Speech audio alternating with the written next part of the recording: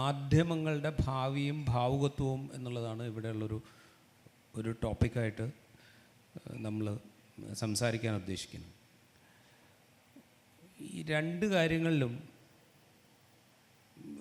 എനിക്ക് വലിയ പ്രതീക്ഷയില്ല എന്നുള്ളതാണ് എൻ്റെ ഒരു പ്രശ്നം.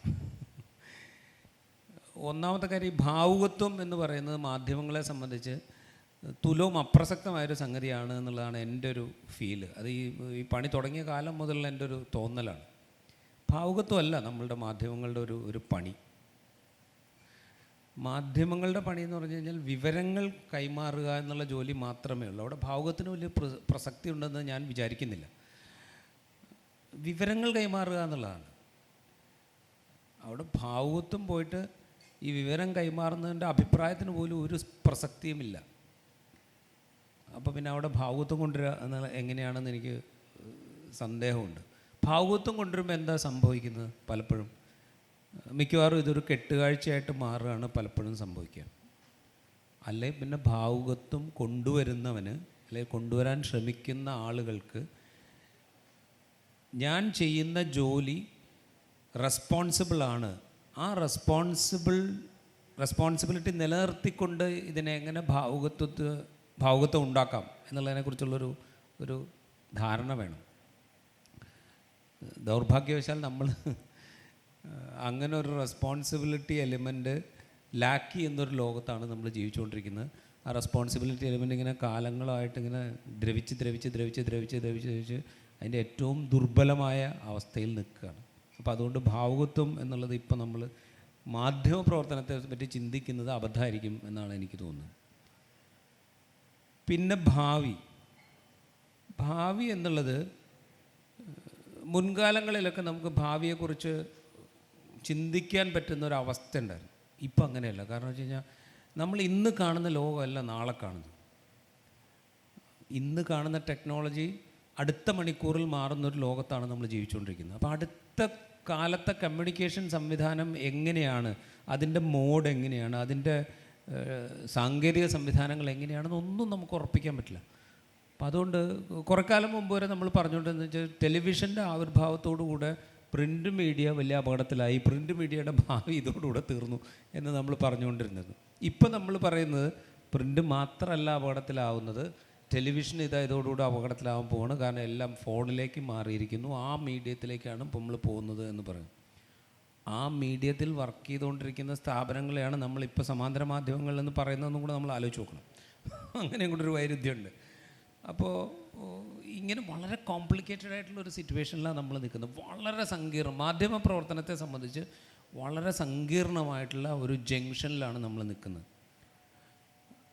ഒന്ന്, ഞാൻ നേരത്തെ പറഞ്ഞ മാധ്യമ പ്രവർത്തനത്തിൻ്റെ അടിസ്ഥാന മൂല്യങ്ങൾ എന്ന് പറയുന്നൊരു സംഗതിയിൽ നിന്ന് അതുമായി പുലബന്ധമില്ലാത്ത കുറേ കാര്യങ്ങൾ മാധ്യമപ്രവർത്തനമായിട്ട് നമ്മളുടെ മുമ്പിലേക്ക് എത്തുന്ന ഒരു സംഗതി.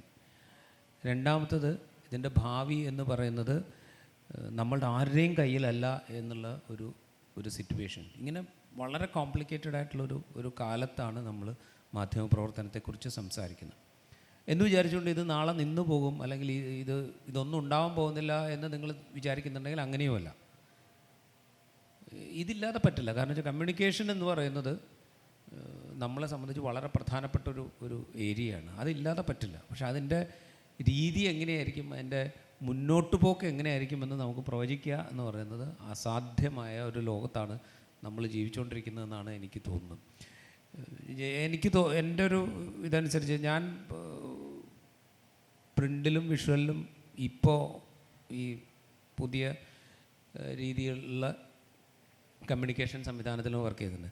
എന്നേക്കാൾ മുമ്പ് ഈ മേഖലയിൽ പ്രവർത്തിച്ച ആളാണ് ശ്രീജിത്ത്. അപ്പോൾ എനിക്ക് ശ്രീജിത്തിനായിരിക്കും കുറച്ചുകൂടെ ഈ പുതിയ രീതിയിൽ എന്താണ് സാധ്യത അല്ലെങ്കിൽ എന്താണ് വെല്ലുവിളി എന്ന് പറയാൻ കുറച്ചുകൂടെ കഴിയുക ശ്രീജിത്തിനായിരിക്കും എന്നാണ് എനിക്ക് തോന്നുന്നത്. നമസ്കാരം. ഞാനും രാജീവൊക്കെ ഏതാണ്ട് ഒരേ കാലത്ത് ജേർണലിസം തുടങ്ങുകയും ഏതാണ്ട് ഒരേപോലെ പല നമ്മൾ ഈ പറയുന്ന സോ കോൾഡ് മെയിൻ സ്ട്രീമിൽ കുറേ കാലം ജോലി ചെയ്യുകയും അതിനുശേഷം ഈ പറയുന്ന സോ കോൾഡ് പാരലൽ മറ്റേ ഒരു മാധ്യമ ലോകത്ത് ജോലി ചെയ്യുകയും ചെയ്യുന്നതാണ്. അതിൽ രാജീവ് പറഞ്ഞ അതേ അഭിപ്രായമാണ് ആദ്യത്തെ കാര്യത്തിൽ എനിക്കുള്ളത്. ഭാവുകത്വത്തെക്കുറിച്ച് സംസാരിക്കാൻ ഞാൻ ആളല്ല, അതെനിക്ക് അറിയാൻ പറ്റില്ല. നമ്മൾ ബേസിക്കലി എങ്ങനെയാണ് ഒരു മീഡിയയുടെ ഭാവുകത്വം നിശ്ചയിക്കുന്നത് എന്നതൊക്കെ കുറേ കൂടി സങ്കീർണമായിട്ടുള്ളൊരു കാര്യമാണ്. എനിക്ക് തോന്നുന്നു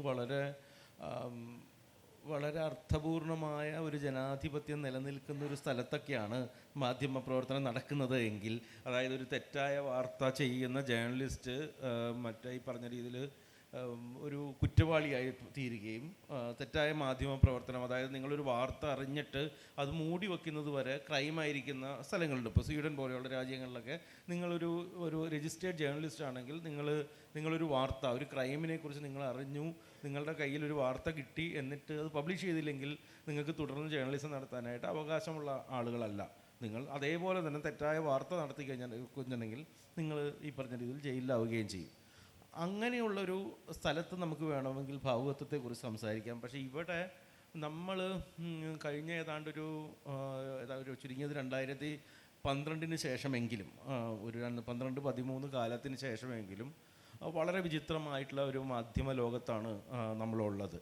അതുകൊണ്ട് ഭാവി എന്നത് എനിക്ക് തോന്നുന്നു കുറേ കൂടി വെച്ചിട്ടുണ്ടെങ്കിൽ ഡിജിറ്റൽ ഭാവി, അല്ലെങ്കിൽ AI വരുന്ന കാലത്ത് മാധ്യമങ്ങളുടെ ഭാവി എന്നതിലെല്ലാം ഉപരിയായിട്ട് ഒരു ഫാഷിസ്റ്റ് കാലത്ത് മറ്റേ ഒരു മാധ്യമങ്ങളുടെ ഭാവി എന്താണ് എന്നുള്ളതായിരിക്കും തോന്നുന്നു കുറച്ചുകൂടി ഭാവി എന്ന ക്വസ്റ്റ്യനെ കുറിച്ചുള്ളൊരു കുറച്ചുകൂടി അർത്ഥപൂർണമായിട്ടുള്ള ഒരു ഐഡിയ. അല്ലെങ്കിൽ ഈ പറഞ്ഞ രീതിയിൽ 26 വർഷം മുമ്പ് 99-ലാണ് ഞാൻ മാതൃഭൂമിയുടെ മറ്റേ സബ് എഡിറ്ററായിട്ടുള്ള ടെസ്റ്റ് എഴുതുന്നത്. ആ ടെസ്റ്റിലുള്ള ചോദ്യമായിരുന്നു ഈ ടെലിവിഷൻ ചാനലുകൾ അതിപ്രസരത്തിന് മരണം നടക്കുന്ന കാലത്ത് ഇനി പ്രിൻറ്റ് മീഡിയ നിലനിൽക്കുമോ എന്നുള്ളതായിരുന്നു 26 വർഷം മുമ്പുള്ള ഒരു ക്വസ്റ്റ്യൻ. എന്നിട്ട് അതിനുശേഷമുള്ള ഓരോ വർഷവും മാതൃഭൂമിയും മനോരമയും മത്സരിച്ച് ഞങ്ങളുടെ സർക്കുലേഷൻ കൂടുന്നു എന്ന് പറഞ്ഞിട്ട് വാർത്തയും കൊടുത്തിട്ടുണ്ടായിരുന്നു. അപ്പോൾ അതുകൊണ്ട് ആ ക്വസ്റ്റ്യൻ അല്ലാന്ന് തോന്നുന്നു. പക്ഷേ നമ്മൾ കുറേ കൂടി ഗൗരവത്തിൽ ആലോചിക്കേണ്ട ഒരു കാര്യമെന്ന് പറയുന്നത്, പൂർണ്ണമായിട്ടും ഒരു ഭരണകൂടത്തിന് വഴങ്ങിക്കൊണ്ട് നിലനിൽക്കുന്ന ഒരു മാധ്യമ ലോകമുള്ള, ഒരു ദേശീയ മാധ്യമ ലോകമുള്ള ഒരു നാട്ടിൽ, ഈവൻ കേരളത്തിൽ പോലും, കേരളത്തിൽ ശരിക്കും പറഞ്ഞിട്ടുണ്ടെങ്കിൽ മറ്റൊരു തരത്തിൽ വലിയൊരു ശക്തിയൊന്നുമല്ല ദേശീയ ഭരണത്തിലുള്ള ആളുകൾ. എന്നിട്ട് പോലും എത്രയോ കാലമായിട്ട് BJPക്കും BJPയുടെ രാഷ്ട്രീയത്തിനും വഴങ്ങിക്കൊണ്ടുള്ളൊരു മാധ്യമ പ്രവർത്തനമാണ് ഇവിടുത്തെ ടെലിവിഷൻ ചാനലുകളും ഈവൻ മെയിൻ സ്ട്രീം പത്രങ്ങളും നടത്തുന്നത്. അതുകൊണ്ട് അങ്ങനെയുള്ളൊരു ലോകത്ത് എങ്ങനെയാണ് നമ്മുടെ ഒരു മാധ്യമങ്ങളുടെ, അല്ലെങ്കിൽ ഈ പറയുന്നൊരു സ്വതന്ത്ര മാധ്യമ പ്രവർത്തനത്തിൻ്റെ ഒരു ഭാവി എന്നുള്ളത് ഒരു ചോദ്യചിഹ്നമാണ്. അപ്പോൾ സാധാരണ പല സ്ഥലത്തും നമ്മളിത്തരം മാധ്യമങ്ങളെക്കുറിച്ചുള്ളൊരു എല്ലാ സെമിനാറുകളിലും തുടർന്ന് വരാറുള്ളൊരു, അല്ലെങ്കിൽ ഒരു ചർച്ചയിൽ ഉയർന്നു വരുന്നൊരു കാര്യം എന്ന് വെച്ചിട്ടുണ്ടെങ്കിൽ, മാധ്യമങ്ങൾ എന്തുകൊണ്ട് നമ്മുടെ ജനാധിപത്യത്തെ സംരക്ഷിക്കുന്നില്ല എന്നുള്ളതാണ്. മാധ്യമങ്ങൾക്ക് ജനാധിപത്യത്തെ സംരക്ഷിക്കാനായിട്ട് ഒരു കാലത്തും പറ്റുകയില്ല എന്നുള്ളതാണ് വളരെ ഈസി ആയിട്ടുള്ള ഉത്തരം. കാരണം വെച്ചിട്ടുണ്ടെങ്കിൽ ഒരു ശക്തമായിട്ടുള്ള ജനാധിപത്യം നിലനിൽക്കുന്ന സ്ഥലത്ത് മാത്രമേ ശക്തമായിട്ടുള്ള മീഡിയ ഉണ്ടാവുള്ളൂ. അല്ലാതെ ഒരു കാരണവശാലും ജനാധിപത്യം തിരിച്ചു വന്നാൽ ഇവിടെ കുറേ കൂടി സ്വതന്ത്ര മാധ്യമ പ്രവർത്തനവും തിരിച്ചു വരും. ജനാധിപത്യം എന്ന് പറയുന്നത് ഇല്ലാതായിട്ടുള്ള ഒരു സ്ഥലത്തും മാധ്യമ പ്രവർത്തനം നിലനിൽക്കുകയും ചെയ്യില്ല.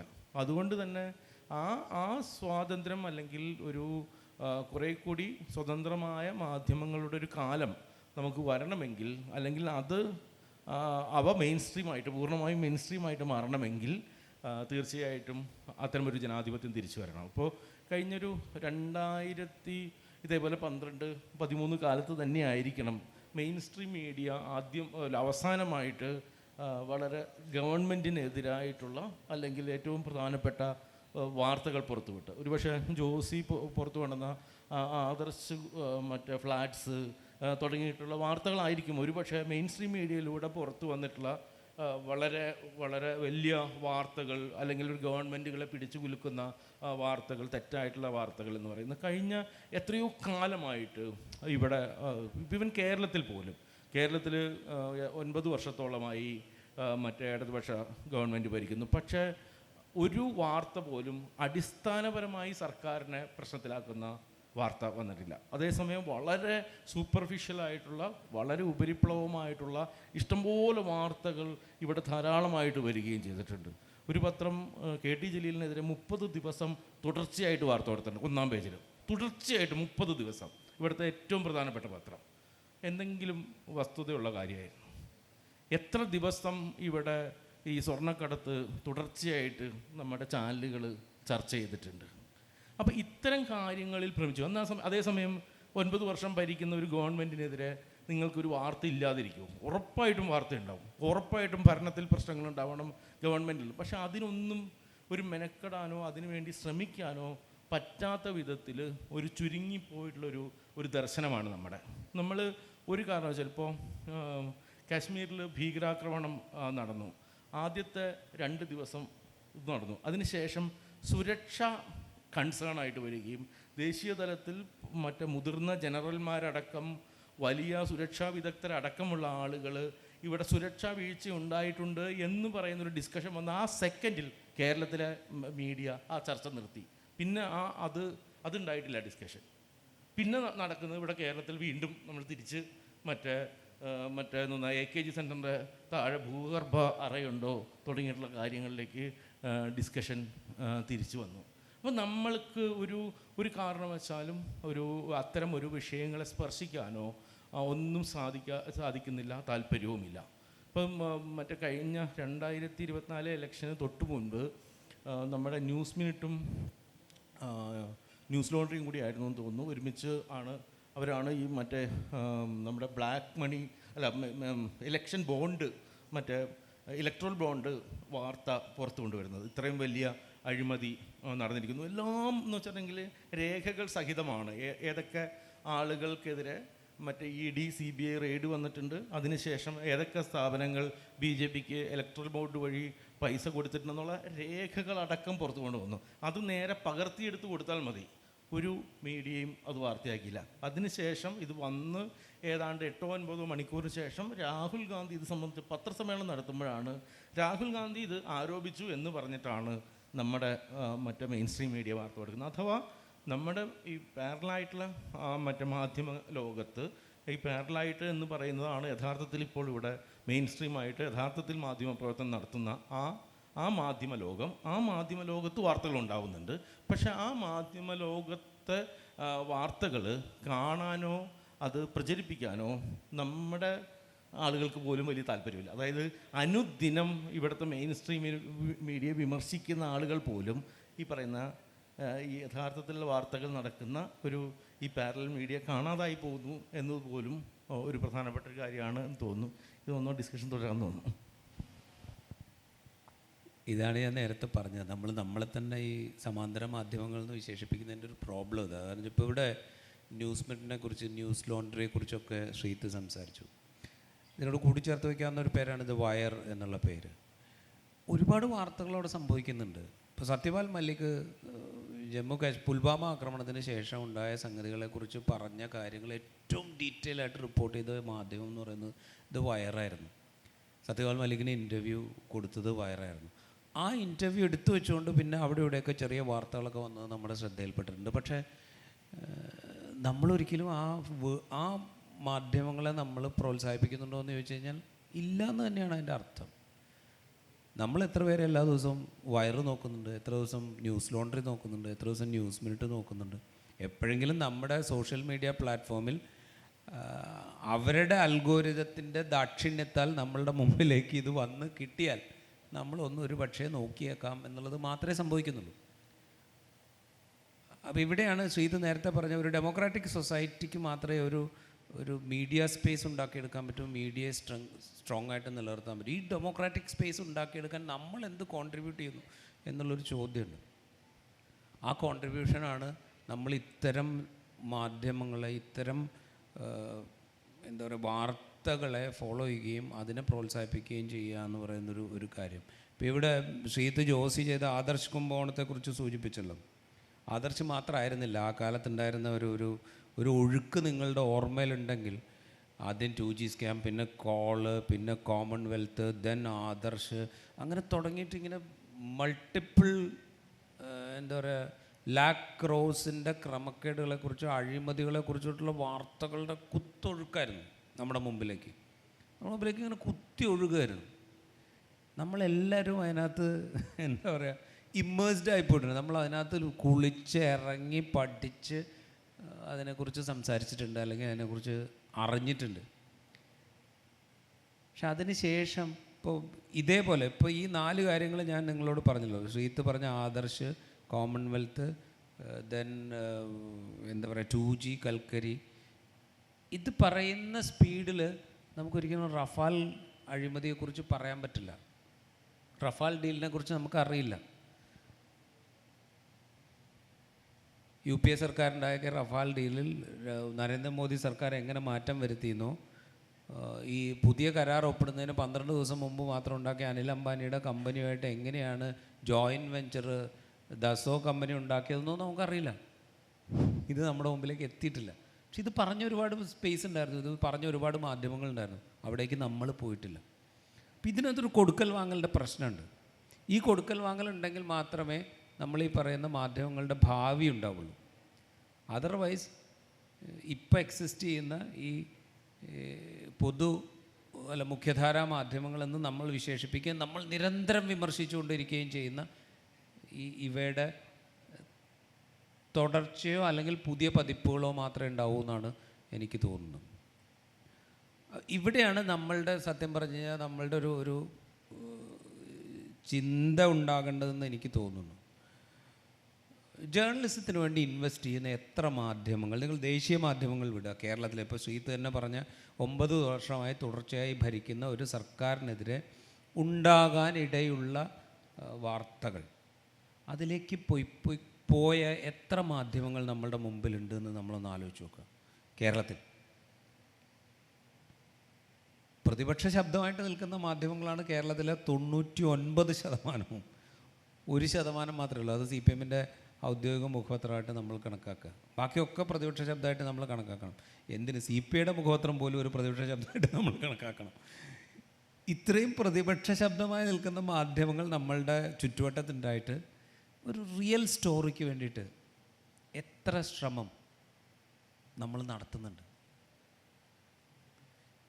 നമ്മൾ നടത്തുന്നില്ല എന്നുള്ളതൊരു വസ്തുതയാണ്. ഞാൻ വളരെ നിസ്സാരമായിട്ടുള്ളൊരു കാര്യം പറയാം. 64,000 പേരോ മറ്റുമാണ് കേരളത്തിൽ അതിദരിദ്രരായിട്ട് സർക്കാരിൻ്റെ ഔദ്യോഗിക കണക്കിൽ ഉണ്ടായിരുന്നു. 64,000 ആണെന്നാണ് എൻ്റെ ഒരു കണക്ക്, എൻ്റെ ഒരു ഓർമ്മ. ഈ ഓഫ് ലേറ്റ് സർക്കാർ പ്രഖ്യാപിക്കുന്നു അതിദരിദ്രരില്ലാത്ത രാജ്യമായിട്ട്, സംസ്ഥാനമായിട്ട് നമ്മൾ മാറി എന്ന് സർക്കാർ പ്രഖ്യാപിക്കുന്നു. ഏതെങ്കിലും ഒരു മീഡിയ എങ്ങനെയാണ് നിങ്ങൾ ഈ കണക്കെടുത്തത്, അതിദരിദ്ര കണക്കെടുത്തത്? എവിടേക്കാണ് കൂടുതൽ പേരുള്ളത്? എന്താണ് ഇത് മാറ്റാൻ വേണ്ടി നിങ്ങൾ ചെയ്ത കാര്യങ്ങൾ? വളരെ ലളിതമായിട്ടുള്ള കാര്യങ്ങളാണ്. ഞാൻ വളരെ എന്താ പറയുക, ആഴത്തിൽ ചകഞ്ഞു പോകേണ്ട കാര്യങ്ങളെക്കുറിച്ചൊന്നുമല്ല പറയുന്നത്. ഇത് ചോദിക്കുന്നുണ്ടോ നമ്മൾ? എനിക്ക് തോന്നുന്നില്ല. ഇന്നലെ നമ്മൾ വളരെ ഗംഭീരമായിട്ട് കൊട്ടിഘോഷിക്കപ്പെട്ട ഒരു ഉദ്ഘാടന ചടങ്ങിൻ്റെ ദൃശ്യങ്ങൾ നമ്മളിങ്ങനെ കണ്ടിന്യൂസ് ആയിട്ട് എല്ലാ മീഡിയയും കൊടുക്കുന്നത് നമ്മൾ കണ്ടു. ഈ പറയുന്ന മാധ്യമങ്ങളിൽ വലിയൊരളവ് എന്താ പറയുക, എസ്റ്റാബ്ലിഷ്മെൻറ്റിനെതിരാണ് എന്ന് സ്വയം പ്രഖ്യാപിക്കുന്ന ആളുകളാണ്. അവരാണ് ഇതിങ്ങനെ കണ്ടിന്യൂസ് ആയിട്ട് കൊടുത്തുകൊണ്ടിരിക്കുന്നത്. വലിയൊരു ചടങ്ങാണ്. കണ്ടിന്യൂസ് ആയിട്ട് കൊടുക്കുന്നതിന് നമ്മൾ അതിൻ്റെ ഒരു ബിസിനസ് സ്ട്രാറ്റജി വെച്ചുകൊണ്ട് മോശമാണെന്നൊന്നും പറയാൻ പറ്റില്ല. ഇത് ഇന്നും ഇന്നലെ തുടങ്ങിയതല്ല. വിഴിഞ്ഞത്തിൻ്റെ ഉദ്ഘാടന ദിവസം പ്രഖ്യാപിച്ച ദിവസം മുതൽ നമ്മളിത് കേട്ടുകൊണ്ടിരിക്കുന്നുണ്ട്, ഇല്ലേ? ഈ പദ്ധതിയുടെ മേന്മ, മികവ്, അവിടെ എന്താ പറയുക, ട്രയൽ റൺ ആരംഭിച്ച ദിവസം മുതൽ വന്നുപോയ കപ്പലുകളുടെ എണ്ണം, ആ കപ്പലുകളുടെ വലിപ്പം, അതിലേറ്റവും വലിയ കപ്പൽ എത്ര, ആ കപ്പലിൽ എത്ര കണ്ടെയ്നേഴ്സ് ഉണ്ടായിരുന്നു, അത് നീക്കം ചെയ്യാൻ നമുക്ക് എത്ര സമയം വേണ്ടി വന്നു, അത് മറ്റു പോർട്ടുകളുമായിട്ട് താരതമ്യം ചെയ്യുമ്പോൾ ഉള്ളൊരു സമയ ലാഭം എത്രയാണ്, അതുവഴി ഇന്ത്യക്ക് കിട്ടുന്ന സമ്പത്തിൻ്റെ അളവ് എത്രയാണ്, ഇങ്ങനെയുള്ള 100,000 കാര്യങ്ങൾ നമ്മുടെ മുമ്പിലേക്ക് വന്നു, അല്ലേ? നിങ്ങൾ അറിഞ്ഞോ അറിയാതെയോ ഒക്കെ ഇതൊക്കെ കണ്ടിട്ടുണ്ട്. നിങ്ങളുടെ മറ്റേ സോഷ്യൽ മീഡിയ പ്ലാറ്റ്ഫോമുകളിൽ വരെ ഇത് കണ്ടിട്ടുണ്ടാവും. ഏറ്റവും വലിയ കപ്പൽ വന്ന അടുത്ത കപ്പലിൻ്റെ പേരെന്തായിരുന്നു, അവിടെ ഈ കപ്പലുകളൊക്കെ വരുന്നതിന് നിർമ്മിച്ച പുലിമുട്ടിൻ്റെ നീളം എത്രയാണ്, ആ പുലിമുട്ട് നിർമ്മിക്കാൻ ഉപയോഗിച്ച കല്ലിൻ്റെ അളവ് എത്രയാണ്, എത്ര ലോഡാണ്, അത് എവിടെ നിന്നൊക്കെ വന്നു, 60% കേരളത്തിൽ, 40% തമിഴ്നാട്ടിൽ, ഇതൊക്കെ നമ്മൾ കേട്ടു, ഇതൊക്കെ നമ്മൾ അറിയുന്നുണ്ട്. പക്ഷേ ഈ 10 ദിവസത്തിനിടെ ഒരിക്കലെങ്കിലും എത്ര പേരെ അവിടെ നിന്ന് ഈ പദ്ധതിക്ക് വേണ്ടി ഡിസ്പ്ലേസ് ചെയ്യിച്ചിട്ടുണ്ട് എന്ന് നമ്മൾ അറിഞ്ഞിട്ടുണ്ടോ? ഒറ്റത്തവണ നമ്മൾ അറിഞ്ഞിട്ടുണ്ടോ? അങ്ങനെ ഡിസ്പ്ലേസ് ചെയ്യപ്പെട്ടവരിൽ എത്ര പേർക്ക് നമ്മൾ ഭൂമി കൊടുത്തു, അവരെത്ര പേര് അവിടെ താൽക്കാലികമായിട്ടെങ്കിലും പണിത വീടുകളിൽ താമസം ആരംഭിച്ചു, നമ്മൾ അറിഞ്ഞിട്ടുണ്ടാവില്ല. ഇതിനിടയിൽ വലിയ കോൺട്രവേഴ്സി ആയിട്ട് നമ്മുടെ മുമ്പിലേക്ക് അവതരിപ്പിക്കപ്പെട്ടത് ഇതിൻ്റെ ക്രെഡിറ്റ് ആർക്ക് എന്നുള്ള തർക്കമായിരുന്നു, അല്ലേ?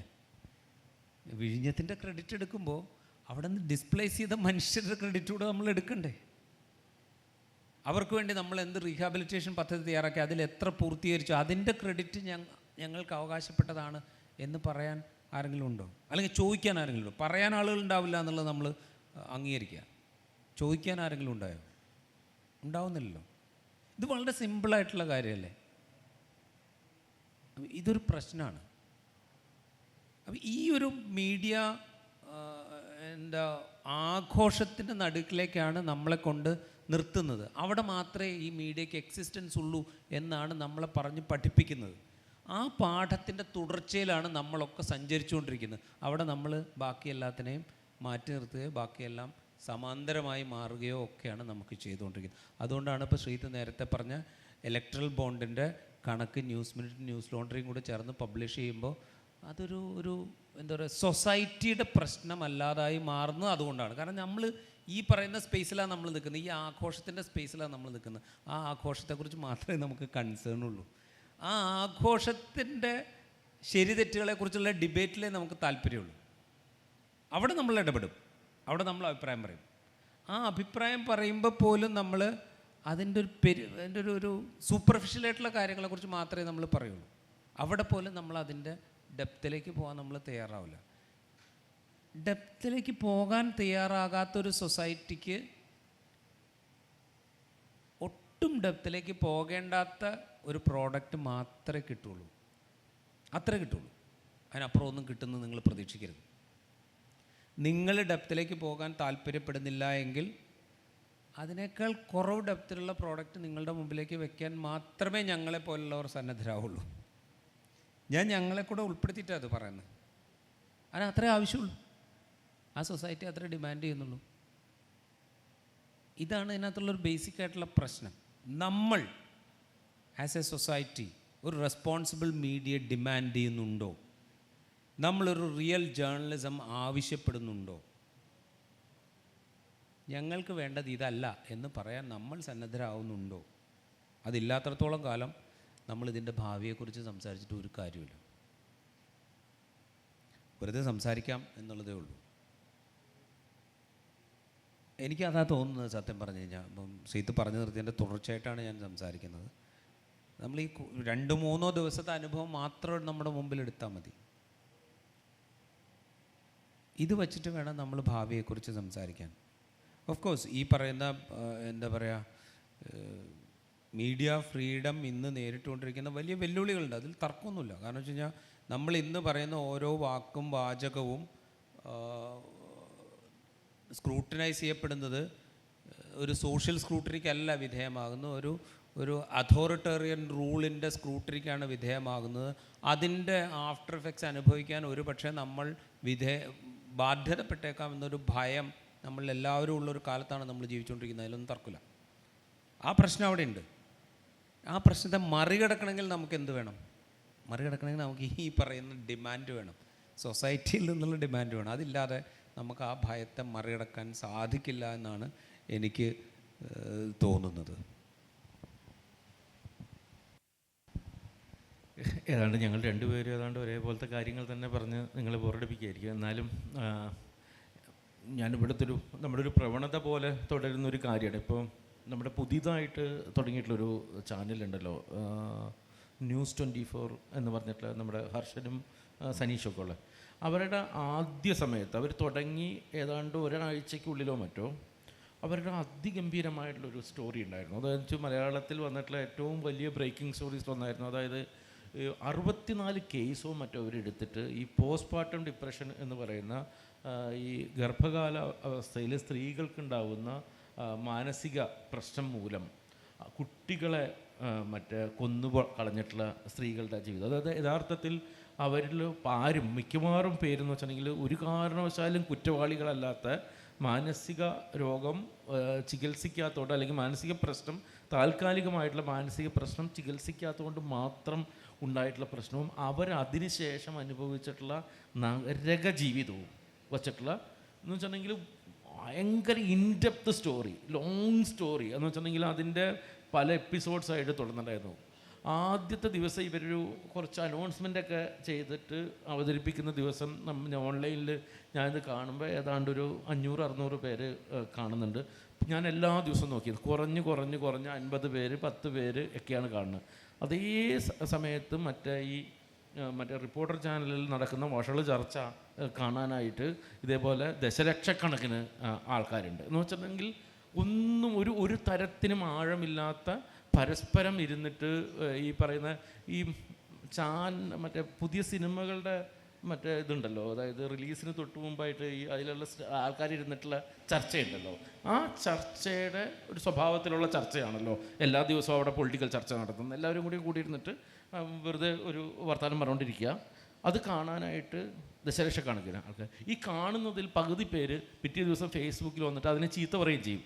ഇവർ മെനക്കെടുന്ന എന്തിനാണെന്ന് നമുക്ക് മനസ്സിലാവില്ല. എന്തിനാണ് ഇതിന് പോയി ഈ സമയം മെനക്കെട്ട് ഇത് മുഴുവൻ കണ്ടിട്ട് അവർ പറഞ്ഞ ഡീറ്റെയിൽസ് മുഴുവനുണ്ട് ഈ മറ്റേ പിറ്റേ ദിവസം ഫേസ്ബുക്കിൽ ഓരോ നിമിഷവും ഇവരെന്താ പറഞ്ഞത്. അപ്പോൾ അതായത് മുഴുവൻ ഇരുന്നിട്ട് കണ്ടിട്ടുണ്ട്. അപ്പുറം നടക്കുന്ന സംഭവങ്ങൾ അല്ലെങ്കിൽ നടക്കുന്ന വാർത്തകളെ കുറിച്ചിട്ട് ഒരു തരത്തിലുള്ള ഒരു ധാരണയുമില്ല സംഭവിക്കുന്നത് എന്താണ്. ഇത് ഉണ്ടാക്കുന്നൊരു പ്രശ്നമുണ്ട്. അപ്പോൾ അതായത് ഇത്തരം ആളുകൾ തന്നെ മതി എന്ന് വെച്ചിട്ടുണ്ടെങ്കിൽ പരമമായിട്ടുള്ള മണ്ടത്തരങ്ങൾ പ്രഖ്യാപിച്ചുകൊണ്ട് ഇപ്പോൾ ഹൃദ്യം പദ്ധതിയെക്കുറിച്ച് ചെയ്തിട്ടുള്ള അവരുടെ ഇൻവെസ്റ്റിഗേഷൻ എന്ന് പറയുന്നത് അത് ചെയ്തൊരാൾക്ക് ഒരു ആരോഗ്യമുള്ള മാധ്യമ പ്രവർത്തനമുള്ള ഒരു സ്ഥലത്ത് പിന്നെ ജോലി ഉണ്ടാവില്ല. കാരണം എന്താ വെച്ചിട്ടുണ്ടെങ്കിൽ അങ്ങനത്തെ തെറ്റാണ് വാർത്ത എന്ന് പറഞ്ഞിട്ട് ചെയ്യുന്നത്. അത് ചെയ്യുന്ന ആളുകൾക്കുള്ള പണിയല്ല ശരിക്കും പറഞ്ഞിട്ടുണ്ടെങ്കിൽ ജേർണലിസം. പക്ഷേ അത് സുഖമായിട്ട് തുടരാൻ പറ്റുന്ന തരത്തിലേക്ക് നമ്മുടെ ഒരു സമൂഹം മാറി.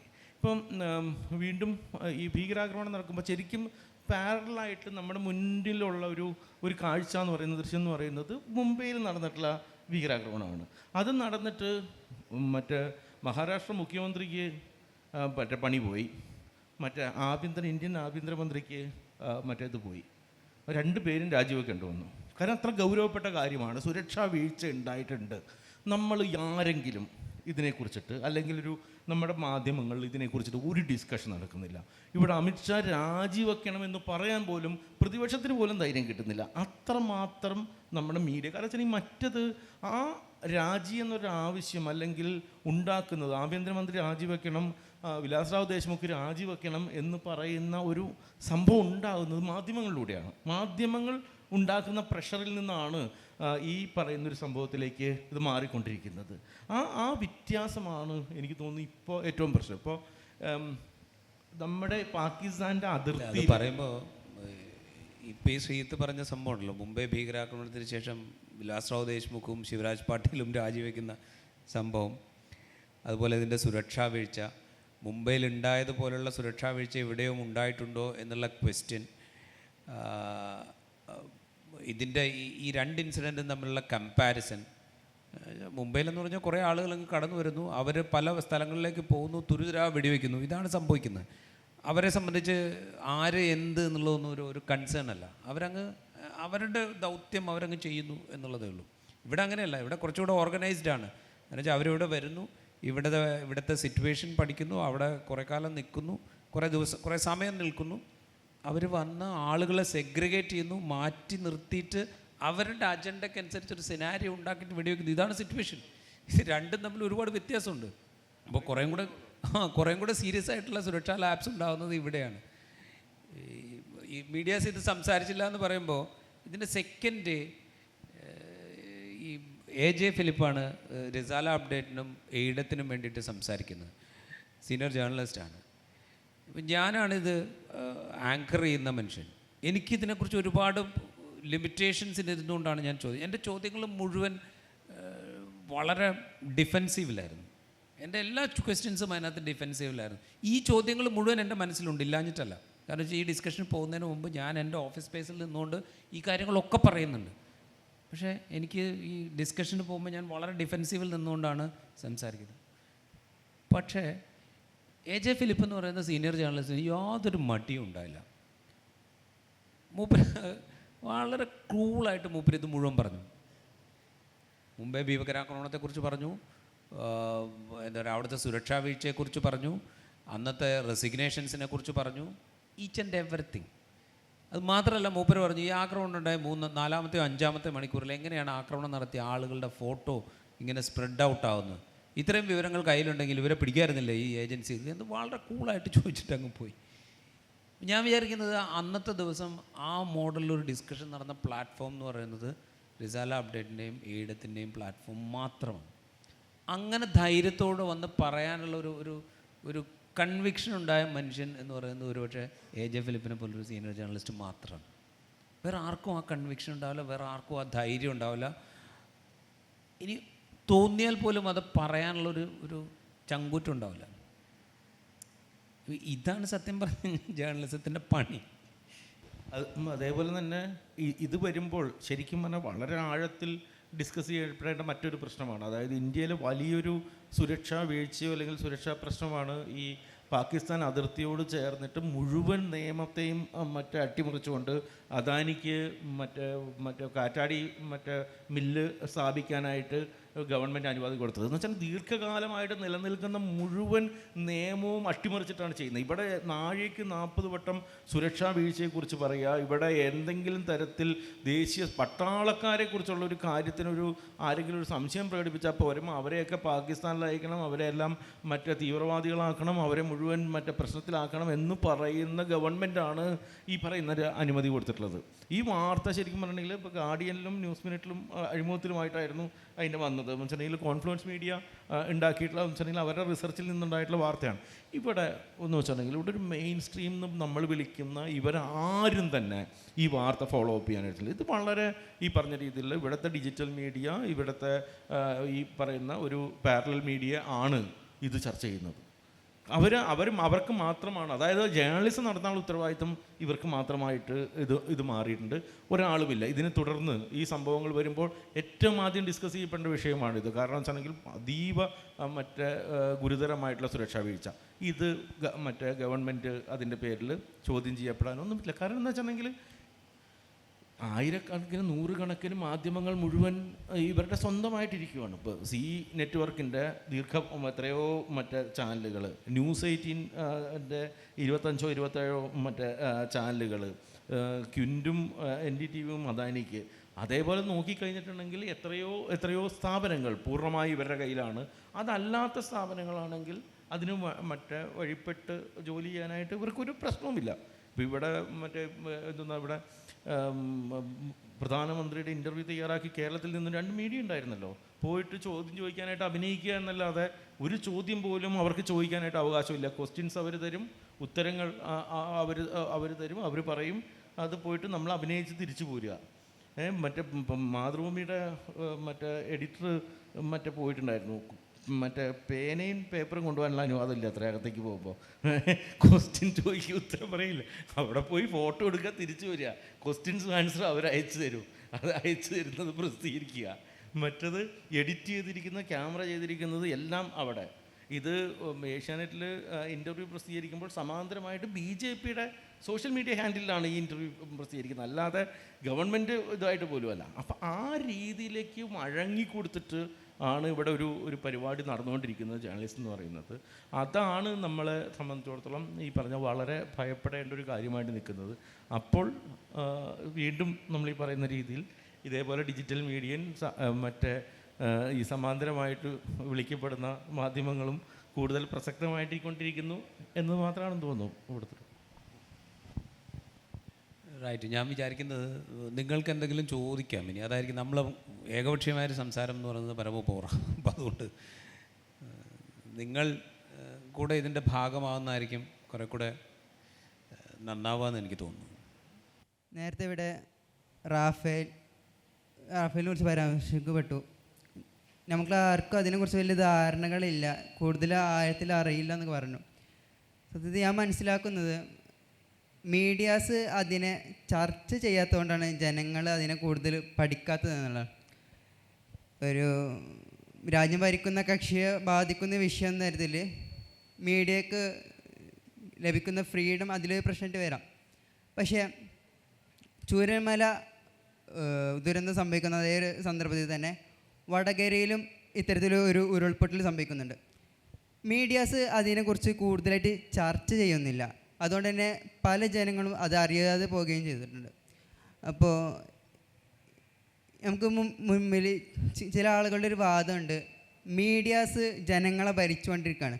ജനങ്ങൾ എന്ത് കാണണം, എന്ത് കേൾക്കണം, എന്ത് ചർച്ച ചെയ്യണം എന്നുള്ളത് മീഡിയാസാണ് നൽകുന്നത്. അവരുടെ അന്തിചർച്ചകളിലൂടെ ജനങ്ങൾ ഇത്തരത്തിലുള്ള തീരുമാനങ്ങൾ, ഇത്തരത്തിലുള്ള നിലപാടുകൾ എടുക്കണം എന്നുള്ളത് മീഡിയാസ് തീരുമാനം എടുക്കുകയാണെന്നുള്ളത് എന്ന തരത്തിലുള്ള വാദങ്ങളുണ്ട്. അപ്പോൾ ഞാനിപ്പോൾ പറഞ്ഞ ഈ തെളിവുകൾ, ഈ ഒരു ഉദാഹരണങ്ങൾ ആ വാദത്തിന് സ്ഥിരീകരിക്കുന്നില്ലേ?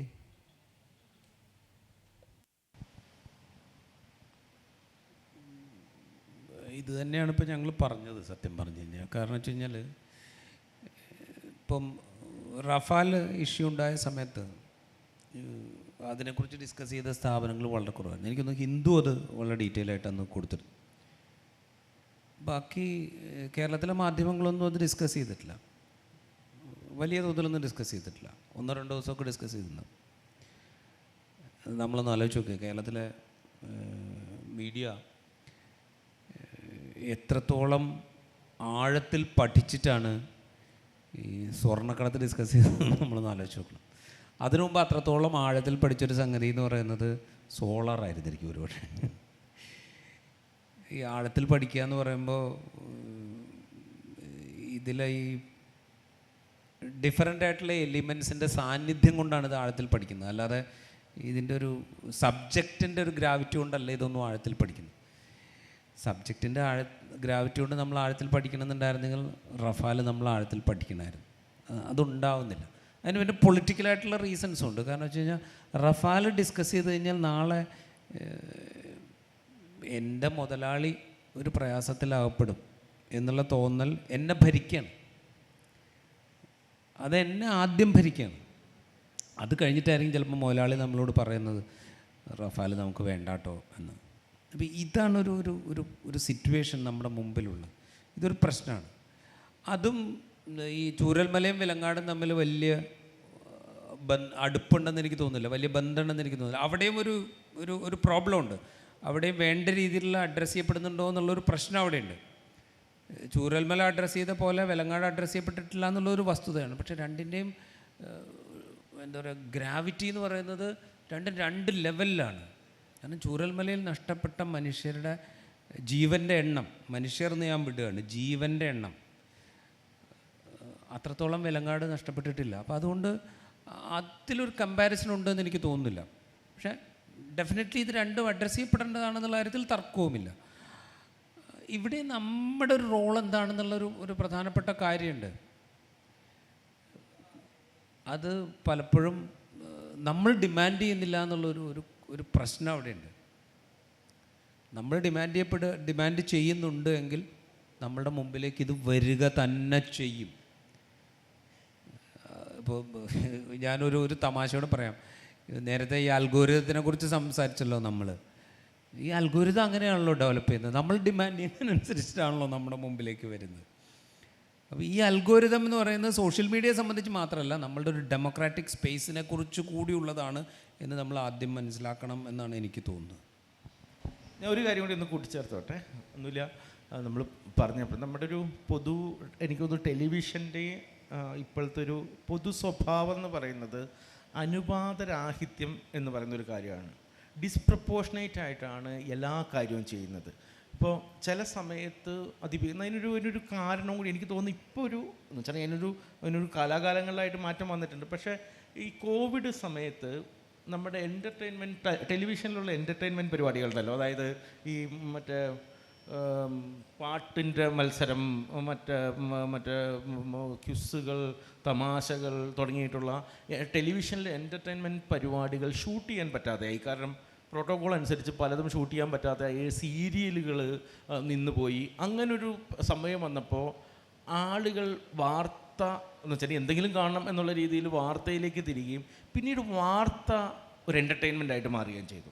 വാർത്ത ഇപ്പോൾ എന്ന് വെച്ചിട്ടുണ്ടെങ്കിൽ ഒരു എൻ്റർടൈൻമെൻറ്റ്, അടുത്ത നിമിഷം എന്ത് സംഭവിക്കും എന്ന് ഉത്കണ്ഠയാണ്. ഇപ്പോൾ സീരിയലിൽ മറ്റേതുപോലെ കഥാപാത്രങ്ങൾക്ക് ഇത് ചെയ്യുമോ, മറ്റേ അമ്മായിമ്മ മരുമകൾ പ്രശ്നം പോലെയോ അല്ലെങ്കിൽ മറ്റെന്തെങ്കിലും പ്രശ്നം പോലെയോ ഉള്ള ഒരു സംഭവമായിട്ട് വാർത്ത ഒരു എൻ്റർടൈൻമെൻറ്റ് ആയിട്ട് മാറി. അപ്പോൾ എന്താ വെച്ചിട്ടുണ്ടെങ്കിൽ ഇപ്പം ആലുവയിൽ ഒരു അന്യസംസ്ഥാന ഒരു ഒരു കുഞ്ഞു മകള് ആക്രമിക്കപ്പെട്ടൊരു സംഭവം ഉണ്ടായല്ലോ. ആ സംഭവം ഒരു ദിവസം നമ്മൾ 2 ദിവസം അതിഗംഭീരമായിട്ട് നമ്മൾ വാർത്ത കൊടുത്തു. പക്ഷേ ഇന്ത്യയിൽ ഒരു പക്ഷേ മറ്റൊരു സ്ഥലത്തും നടക്കില്ല. കാരണം എന്ന് വെച്ചിട്ടുണ്ടെങ്കിൽ ഒരു തൊഴിലാളിയുടെ കുഞ്ഞിന് വേണ്ടിയിട്ട് ഒരു എൻ്റയർ മീഡിയ നിലനിൽക്കുന്നൊരു കാര്യം. പക്ഷെ ആ സംഭവം നടക്കുന്നത് ഉമ്മൻചാണ്ടി മരിച്ച ദിവസമായിരുന്നെങ്കിലോ എന്ന് ഞാൻ എപ്പോഴും ആലോചിക്കാറുണ്ട്. കാരണം വെച്ചിട്ടുണ്ടെങ്കിൽ അങ്ങനെയാണെങ്കിൽ ഇത് നമ്മൾ ആരും അറിയുക പോലും ചെയ്യില്ല. കാരണം അതാണ് പ്രധാനപ്പെട്ട ഒരു വാർത്ത. ഇപ്പോൾ ഈ കഴിഞ്ഞ ദിവസങ്ങളിൽ തിരുവനന്തപുരത്ത് ഒരാളെ കുഴിച്ചിട്ട കേസുണ്ടായിരുന്നല്ലോ, സമാധി എന്നൊക്കെ പറഞ്ഞിട്ടുള്ളൊരു സംഭവം. അത് നടക്കുന്ന ദിവസമാണ് നമ്മുടെ ഈ 2 ഗ്രാം കഞ്ചാവുമായിട്ട് ആരെങ്കിലും പിടിച്ചിരുന്നെങ്കിൽ അത് ആരും അറിയില്ല. മറ്റത് മാത്രമേ സംഭവം നിലനിൽക്കുള്ളൂ. അപ്പോൾ എന്ന് വെച്ചിട്ടുണ്ടെങ്കിൽ ഇതിനൊരു അനുപാതം. ഇപ്പം വേറൊരു ദിവസം അല്ലെങ്കിൽ ചൂരൽമല സംഭവിക്കാത്ത വേറെ ദിവസമാണ് വടകരയിൽ ഉണ്ടായിട്ടുണ്ടെങ്കിൽ എന്ന് വെച്ചിട്ടുണ്ടെങ്കിൽ അതായിരിക്കും വലിയ വാർത്തകളുമാകും. അപ്പോൾ എന്ന് വെച്ചിട്ടുണ്ടെങ്കിൽ അപ്പോഴാണ് നമ്മുടെ ഒരു ജേർണലിസത്തിൻ്റെ അകത്ത് ഈ അനുപാതരാഹിത്യം വരുന്നത്. എല്ലാം ആഘോഷിക്കുക. മറ്റേ പാർലമെൻറ്റിൻ്റെ പുതിയ കെട്ടിടം എന്ന് പറഞ്ഞിട്ടുണ്ടെങ്കിൽ 3-4 ദിവസം അത് മാത്രം. ഇന്ത്യയിൽ പിന്നെ വേറെ വാർത്തയില്ല. ക്ഷേത്രം എന്ന് പറഞ്ഞൊരു സാധനത്തിന് ഉദ്ഘാടനം നടക്കുമ്പോൾ അത് മാത്രം, വേറെ വാർത്തയില്ല. വേറെ ഒന്നും സംഭവിക്കുന്ന അപ്പോൾ പ്രസക്തമല്ല. അതല്ല ശരിക്കും പറഞ്ഞിട്ടുണ്ടെങ്കിൽ ഞങ്ങളോ അല്ലെങ്കിൽ ലോകത്തെവിടെയും ന്യൂസ് എന്ന് പറയുന്നത് അതല്ല. ഒരു സിംഗിൾ ഇൻസിഡൻറ്റിൻ്റെ ആഘോഷമല്ല വാർത്ത, അല്ലെങ്കിൽ അതിൻ്റെ ഒരു സംസ്കാരം, കൾച്ചർ. അത് സംഭവിക്കുന്ന രാജ്യത്ത് സംഭവിക്കുന്ന എല്ലാ പ്രധാനപ്പെട്ട കാര്യവും മനുഷ്യരെ അറിയിക്കാനുള്ള ഉത്തരവാദിത്തം ചാനലുകൾക്കും വാർത്താവർക്കുണ്ട്. അത് നമ്മൾ നിർവഹിക്കുന്നില്ല. അതാണ് ഞങ്ങൾ രണ്ടുപേരും എനിക്ക് തോന്നുന്നു പറയാൻ ശ്രമിച്ചുകൊണ്ടിരുന്നത്. നിർവഹിക്കുന്നില്ല എന്ന് പറഞ്ഞടുത്തു നിന്നാണ്. നേരത്തെ പറഞ്ഞു സോഷ്യൽ ഡിമാൻഡ്, സോഷ്യൽ ഇൻട്രസ്റ്റ് ഇല്ലാത്തത് കൊണ്ടാണ് ഞങ്ങൾ ഡെപ്തിലേക്ക് പോകാത്തതെന്ന് പറഞ്ഞു. അങ്ങനെ പറയുമ്പോൾ തന്നെ സമീപകാലത്ത് നടന്ന ചില സംഭവങ്ങൾ, പുതിയ സംഭവങ്ങൾ വരുമ്പോൾ ഏറ്റവും പെട്ടെന്ന് ഈ വിഷയങ്ങൾ ഏറ്റവും ചുരുങ്ങിപ്പോയാണ്. മണിക്കൂറുകൾ, ദിവസങ്ങളിലേക്ക് പോലും നീളാതെ അടുത്ത വിഷയത്തിലേക്കുള്ള ചാട്ടമാണ്. അപ്പോൾ നേരത്തെ പറഞ്ഞ പോലെ നിങ്ങൾ ഡെപ്തിലേക്ക്, നിങ്ങൾ സോഷ്യൽ ഇൻട്രസ്റ്റ് ഇല്ല, നിങ്ങൾ താല്പര്യപ്പെടുന്നില്ല, അതുകൊണ്ടാണ് ഡെപ്തിലേക്ക് പോകാത്തത്. അത് ഞങ്ങളുടെ പൊതുജനത്തിൻ്റെ ഒരു പ്രശ്നമായി പറഞ്ഞ് അവസാനിപ്പിച്ചിരുന്നു. എന്നാൽ അത് നിങ്ങളുടെ കൂടെ ഒരു പ്രശ്നമല്ലേ? കാരണം പുതിയ വിഷയങ്ങൾക്ക് വേണ്ടി എത്രയും പെട്ടെന്ന് അടുത്ത വാർത്ത അത് ബ്രേക്കിംഗ് ചെയ്യാൻ വേണ്ടി ഇങ്ങനെ തിടുക്ക് കൂട്ടുകയും നിലനിൽക്കുന്ന ഒരു വാർത്ത അത് പൂർത്തീകരിക്കാതെ അതിൻ്റെ ഒരു പൂർണ്ണവളർച്ചയിലെത്താതെ അത് അവസാനിപ്പിക്കുകയും ചെയ്യുന്ന, അതവിടെ പാതിവയിൽ ആ ചർച്ച അവിടെ മുറിച്ചിടുന്നു. അതിൽ താല്പര്യങ്ങളുണ്ടായിരിക്കാം, എന്നാൽ നേരത്തെ പറഞ്ഞതുപോലെ മാനേജറിനെ സംരക്ഷിക്കാനുള്ള ശ്രമങ്ങളുണ്ടായിരിക്കാം, അതൊന്നുമല്ല. എന്നാൽ അതിൻ്റെ ഒരു പ്രാഥമികമായ ഒരു പൂർത്തീകരണം പോലും ഇല്ലാതെ അടുത്ത ബ്രേക്കിങ്ങിലേക്ക് ചാടിക്കിടക്കുകയും അത് ആഘോഷമാക്കുകയും, നേരത്തെ പറഞ്ഞതുപോലെ എൻ്റർടൈൻമെൻറ്റ് ആക്കപ്പെട്ടിട്ടുണ്ട്. എന്നാൽ എൻ്റർടൈൻമെൻറ്റ് ആക്കപ്പെട്ടെടുത്ത് തന്നെ ഈ ഗമ്മൊക്കെ പോലെ വാർത്തകൾ കുറച്ചുകൂടി ഹാസ്യരൂപേണ എൻ്റർടൈൻമെൻറ്റായി തന്നെ അവതരിപ്പിക്കുന്ന ഒരു ശ്രമമൊക്കെ ഉണ്ടായിട്ടുണ്ട്. അപ്പോഴും പറഞ്ഞു വന്നത് സോഷ്യൽ ഇൻട്രസ്റ്റിന് അപ്പുറം സംതിങ് ബിസിനസ് ഇൻട്രസ്റ്റ്, ന്യൂസിനെ വാർത്തയാക്കുന്ന, കച്ചവടമാക്കുന്ന ഒരു താല്പര്യം അതിലുണ്ടായിട്ടുണ്ട് എന്ന് തന്നെയാണ് മനസ്സിലാക്കുന്നത്. അതിൽ സംശയമൊന്നുമില്ല. ഇതൊരു ബിസിനസ് തന്നെയാണ്, അതിൽ തർക്കം വേണ്ട.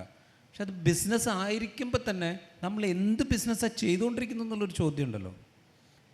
നമ്മൾ എന്ത് ബിസിനസ്സാണ് ചെയ്തുകൊണ്ടിരിക്കുന്നത്? ഇപ്പോൾ ശ്രീത്ത് പറഞ്ഞ പോലെ നമ്മളിതെല്ലാം ആഘോഷമാക്കിക്കൊണ്ടുള്ളൊരു ബിസിനസ്, അങ്ങനെയാണോ ഈ ബിസിനസ് ചെയ്യേണ്ടത്?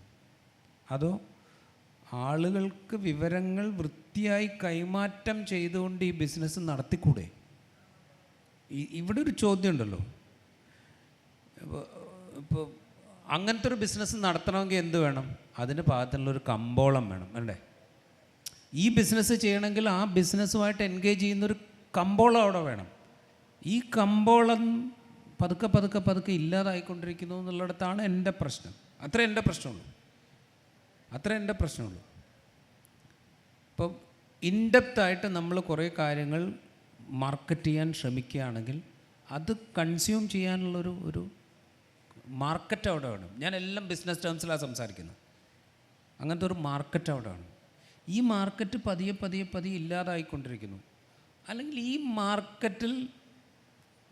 ഈ മാർക്കറ്റിൻ്റെ ഭാഗമാകുന്ന ആളുകൾ തന്നെ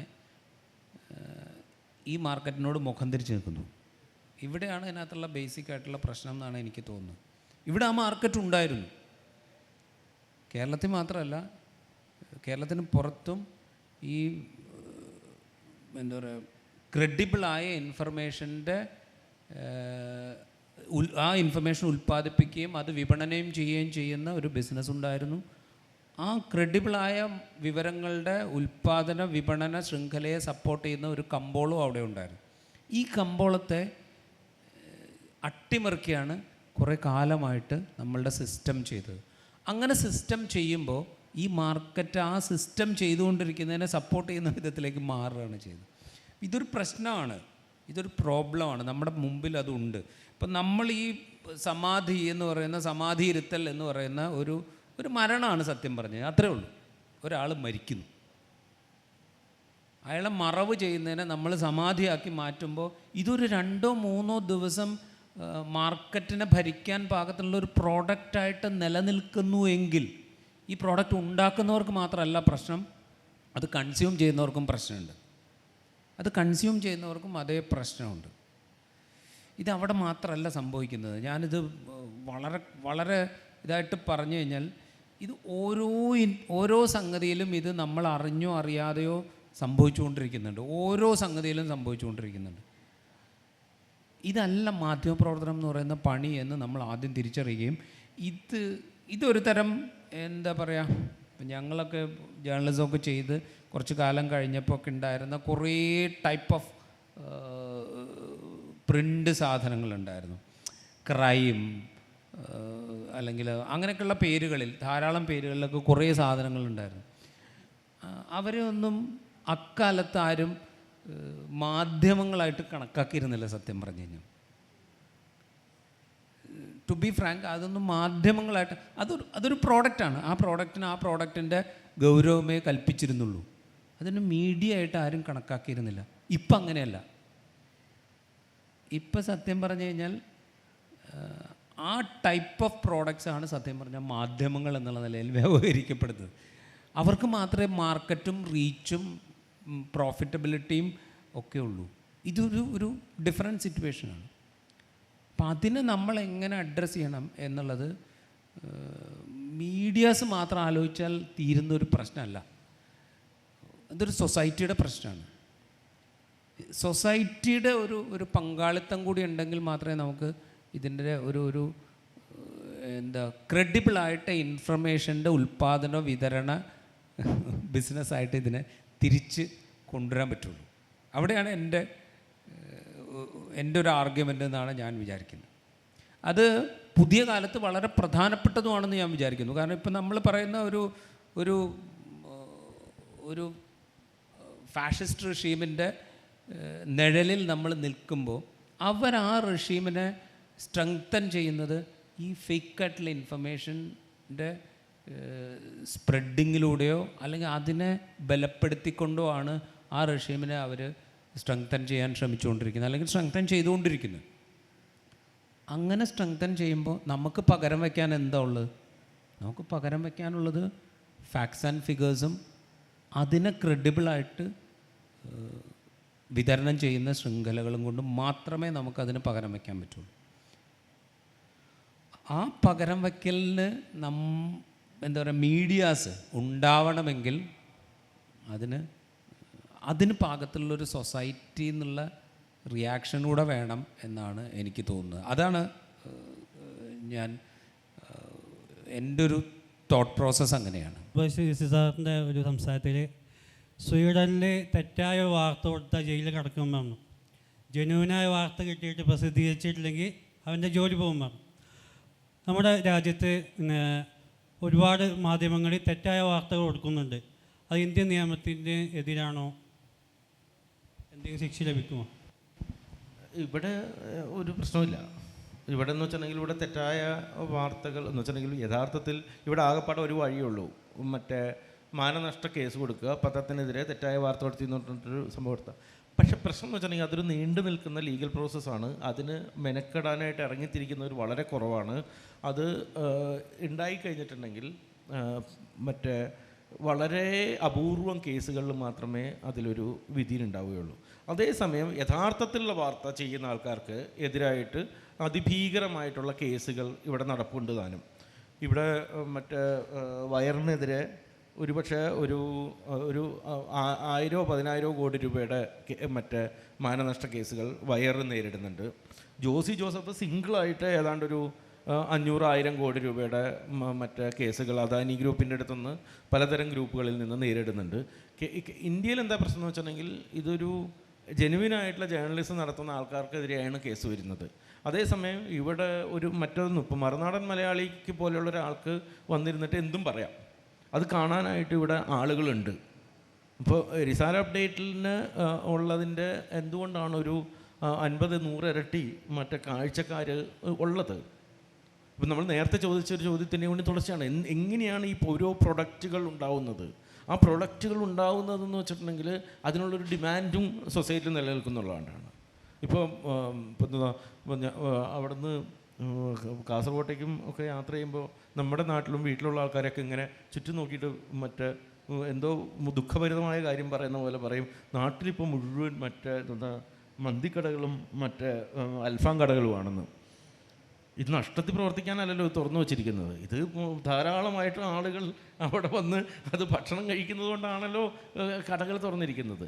അതേ മറ്റേ സംഭവം പോലെ തന്നെ ഇവിടെ ഇത്തരം വാർത്തകൾക്ക് വേണ്ടി അപ്പം നമ്മൾ നേരത്തെ പറഞ്ഞല്ലോ, ഇതേപോലെ ആളുകൾ കുറ്റം പറയുന്ന ആളുകൾ വരെ ഇപ്പോൾ ഏഷ്യാനെറ്റ് ന്യൂസിൻ്റെ മറ്റേ വിനു നടത്തുന്ന വാർത്താ അവതരണത്തിൻ്റെ ശത്രുക്കളാണ് ചുറ്റുമുള്ളവരെല്ലാം. എന്നാൽ അനുദിനം അതിൻ്റെ കാഴ്ചക്കാർ കൂടിക്കൊണ്ടിരിക്കുന്നതേ ഉള്ളൂ. അപ്പോൾ എന്ന് വെച്ചിട്ടുണ്ടെങ്കിൽ അതിൻ്റെ അർത്ഥം എന്താണ് എന്ന് വെച്ചിട്ടുണ്ടെങ്കിൽ ഇത്തരം സാധനങ്ങൾ മതി. ആഴത്തിലുള്ള ചർച്ചകൾ നിങ്ങൾക്ക് ആവശ്യമില്ല, ആഴത്തിലുള്ള ഒരു തരത്തിലുള്ള ഡിസ്കഷനും ആവശ്യമില്ല. കാര്യങ്ങൾ പഠിച്ചില്ലെങ്കിലും പ്രശ്നങ്ങളൊന്നുമില്ല ഇവിടെ. അതാണ് അവസ്ഥ. നമ്മളിതിനെ വേറൊരു പൊളിറ്റിക്കൽ കോണ്ടെക്സ്റ്റിലും ഒരു എന്താ പറയുക രാഷ്ട്രീയമായ അധികാരം നിശ്ചയിക്കാൻ വേണ്ടി രൂപപ്പെടുത്തിക്കൊണ്ടിരിക്കുന്ന പൊളിറ്റിക്കൽ ഇമോഷൻസിൻ്റെ കോണ്ടെക്സ്റ്റിലും കൂടെ ഇതിനെ കാണണം. അതൊരു പ്രശ്നം തന്നെയാണ്, അതിൽ തർക്കമൊന്നുമില്ല. പക്ഷേ അതിനെ കൗണ്ടർ ചെയ്യണമെങ്കിൽ പോലും നമുക്കിത് വേണം എന്നുള്ളിടത്താണ് എൻ്റെ ആർഗ്യുമെൻറ്റ്. നമ്മളിതിനെ ഈ നറേറ്റീവ്സിനെയൊക്കെ എങ്ങനെയാണ് കൗണ്ടർ ചെയ്യുക? ഈ പറയുന്ന അധികാരം ലക്ഷ്യമിട്ട് കംപ്ലീറ്റ് കമ്മ്യൂണൽ ഡിവൈഡ് ഉണ്ടാക്കാനും അത് എത്രത്തോളം ആഴത്തിൽ കൊണ്ടുപോകാനോ അതിനുവേണ്ടി എന്തൊക്കെ സൃഷ്ടിക്കാനോ ശ്രമിക്കുന്ന ഒരു സിസ്റ്റത്തിനോടാണ് നമ്മൾ സംസാരിച്ചുകൊണ്ടിരിക്കുന്നത്. അതിനോട് സംസാരിക്കണമെങ്കിൽ നമ്മുടെ മുമ്പിലുള്ള ഏക ആയുധം എന്ന് പറയുന്നത് നമ്മളുടെ എന്താ പറയുക കൃത്യമായ വിവരങ്ങളോട് കൂടിയുള്ള സംസാരവും അതിന് വിപണനവും മാത്രമാണ്. അതിനപ്പുറം വേറെ ഒന്നും നമ്മുടെ മുമ്പിലില്ല. വേറെ ഒരു ആയുധവും നമ്മുടെ മുമ്പിലില്ല. എന്നാൽ അതേ ഇമോഷനോടുകൂടെ നേരിടുക എന്ന് പറഞ്ഞു കഴിഞ്ഞാൽ അതിലും വലിയ മണ്ടത്തരം വേറെ ഇല്ല. അപ്പോൾ ഇതാണ് നമ്മുടെ മുമ്പിലുള്ള ഒരു വലിയ ചലഞ്ച്. ആ ചലഞ്ചിന് പറ്റിയൊരു അന്തരീക്ഷം ഉണ്ടാക്കിയെടുക്കണമെങ്കിൽ അത് മീഡിയാസ് വിചാരിച്ചാലോ അതിൽ പ്രവർത്തിക്കുന്ന മനുഷ്യന്മാർ വിചാരിച്ചാലോ മാത്രം സംഭവിക്കുന്ന ഒരു കാര്യമല്ല. അത് ഒരു ജനാധിപത്യ പ്രക്രിയയുടെ ഭാഗമായിട്ട് ഉയർന്നു വരേണ്ട ഒരു സംഗതി തന്നെ. അത് ഉയർന്നു വരിക തന്നെ ചെയ്യും, അതിൽ തർക്കമൊന്നും വേണ്ട കേട്ടോ, അതിന് നിങ്ങൾക്ക് സന്ദേഹമൊന്നും വേണ്ട. കാരണം ഇതിൻ്റെ ഒരു ചരിത്രം നിങ്ങൾ നോക്കിയാൽ മനസ്സിലാവും. എല്ലാ ഏകാധിപത്യ ഭരണകൂടങ്ങളും അധികം വൈകാതെ താഴേക്ക് പതിച്ചതാണ്. എല്ലാ വിഷവൃക്ഷങ്ങളും അധികം വൈകാതെ നശിച്ച് മണ്ണടിഞ്ഞതാണ്. അതുപോലെ ഈ പറയുന്ന എന്താ പറയുക മിസ്ഇൻഫർമേഷൻ്റെ കൂനകളൊക്കെ കുറേ കാലം കഴിയുമ്പോൾ താനെ നശിച്ചു പോയതാണ് നമ്മുടെ മുമ്പിലുള്ള ചരിത്രം. അപ്പോൾ അതുകൊണ്ട് എന്താ പറയുക അങ്ങനെ വലിയ വ്യാകുലപ്പെടേണ്ട കാര്യമൊന്നുമില്ല. ഇതൊരു ഇപ്പോഴൊരു ചലഞ്ചാണ്. ആ ചലഞ്ചിനെ മറികടക്കണമെങ്കിൽ ഒരു ജനാധിപത്യ സ്പേസ് നമ്മളായിട്ട് ക്രിയേറ്റ് ചെയ്യേണ്ടതുണ്ട് എന്നുള്ള കാര്യം മാത്രമേ പറയുന്നുള്ളൂ. അതിനപ്പുറം വേറൊന്നുണ്ട് എന്ന് ഞാൻ കരുതുന്നില്ല. അതിലേക്ക് മീഡിയ എന്ത് കോൺട്രിബ്യൂട്ട് ചെയ്യുന്നു എന്ന് ചോദിച്ചു കഴിഞ്ഞാൽ കോൺട്രിബ്യൂട്ട് ചെയ്യാൻ ശ്രമിക്കുന്ന മീഡിയാസ് അവിടെ ഉണ്ട് എന്ന് നമ്മൾ മനസ്സിലാക്കുക എന്നുള്ളതാണ്. അതാണ് ഇപ്പോൾ ശ്രീത്ത് തുടക്കത്തിൽ സംസാരിച്ച ന്യൂസ് ലോണ്ടറി ആണെങ്കിലും മിനിറ്റ്സ് ആണെങ്കിലും അല്ലെങ്കിൽ എന്താ പറയുക മിൻ്റ് ആണെങ്കിലും വയറാണെങ്കിലും ഒക്കെ ചെയ്യുന്നത് അതിനുള്ള ശ്രമങ്ങളാണ്. ആ ശ്രമങ്ങൾ അവിടെ ഉണ്ടെന്ന് നമ്മൾ ഐഡൻറ്റിഫൈ ചെയ്യുക, അതിൻ്റെ കൂടെ നിൽക്കാൻ ഒരു ഡെമോക്രാറ്റിക് സൊസൈറ്റി ഉണ്ടാക്കാൻ നമ്മളാൽ കഴിയുന്ന കാര്യങ്ങൾ നമ്മൾ ചെയ്യുക എന്നുള്ളത് മാത്രമേ ഉള്ളൂ എന്നാണ് എനിക്ക് തോന്നുന്നത്.